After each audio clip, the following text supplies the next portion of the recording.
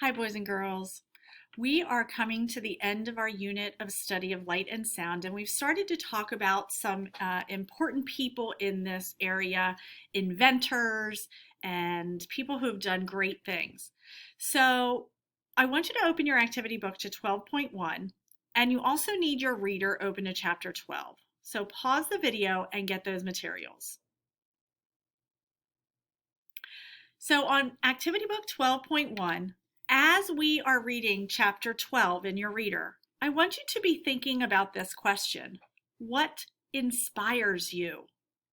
The root word for inspiration is inspire. To inspire means to influence or produce a feeling or thought. So something that sparks you to want to do something else, or it gives you the thought to do something that you really want to do. So something that inspires you could be an event that happened in your life. It could be a person that you know. I know what inspired me to become a teacher was when I was a little girl, my next door neighbor was a teacher, and she would take me into her school building and I would help her decorate her room. I would help her correct papers sometimes, and that's what inspired me to become a teacher when I was a young girl. Now, what inspired me to do the other job, I do another job in our school district, which is I help the teachers. I help the teachers become better teachers.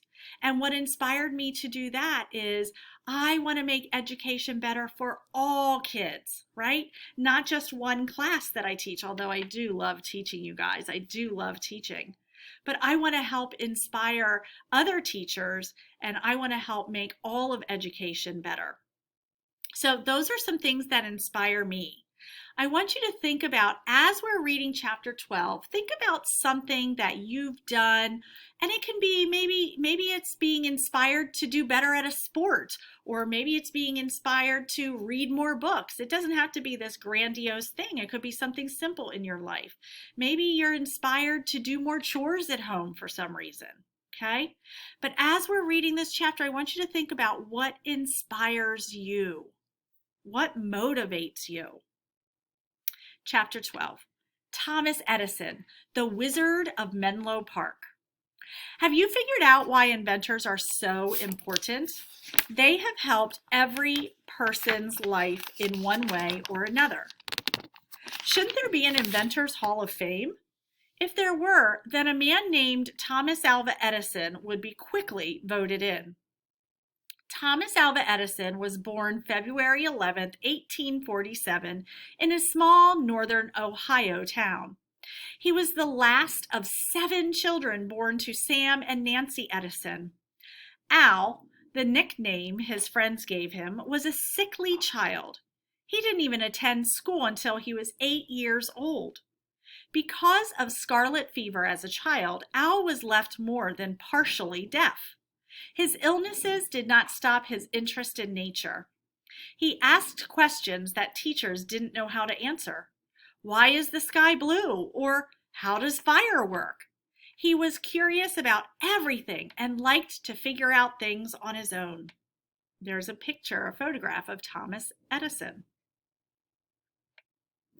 At the age of 12, he worked selling newspapers on the railroad near his home.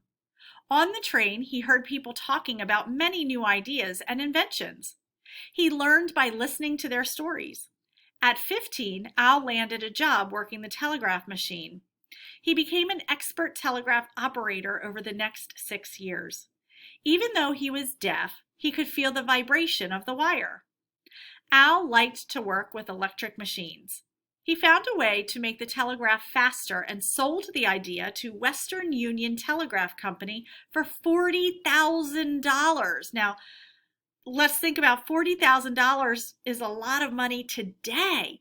Think about how much money that was way back in the 1800s.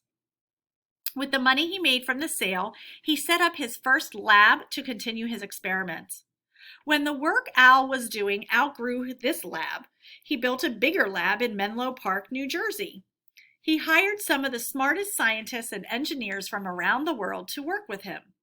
Much of his early work was on sound. They called him the Wizard of Menlo Park because some of the inventions seemed magical. There he is in his lab at Menlo Park. He looks very serious. In this new lab, he discovered a way to make Alexander Graham Bell's new telephone louder. He sold the patent for his new invention for $100,000. That was a huge sum of money at the time. I think it's a lot of money now, too. His next invention was the phonograph. He was able to record sound on a cylinder wrapped in tinfoil. He played a version of Mary Had a Little Lamb to his fellow scientists. This was the first time anyone was able to listen to recorded music. So you guys, this is the first phonograph, which is like a record player. You guys probably don't even know what a record player is. So there's the first phonograph in 1878. The invention that Edison is best known for came next. In 1879, he invented the first incandescent glowing electric light bulb. Say that with me, incandescent.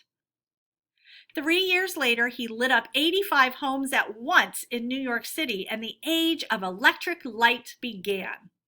By the time Edison retired, he had patents on over 1,000 inventions.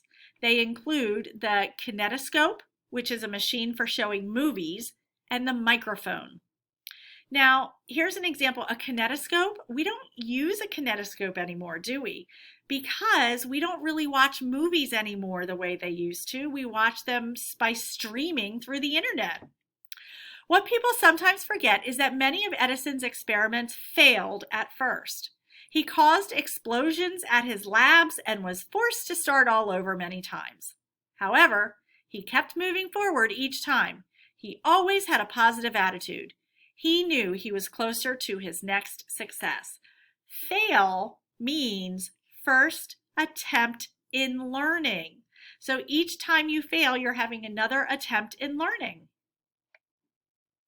There he is, getting a little older in 1928 with his two inventions, the kinetoscope at the top there and the light bulb at the bottom. And that's the end of our chapter. So you're going to go back to activity book page 12.1 and you're going to write about what inspires you. I think Mrs. Gosher will probably be looking for a nice complete paragraph. Let's see who remembers what that is. I can't wait to read what you write.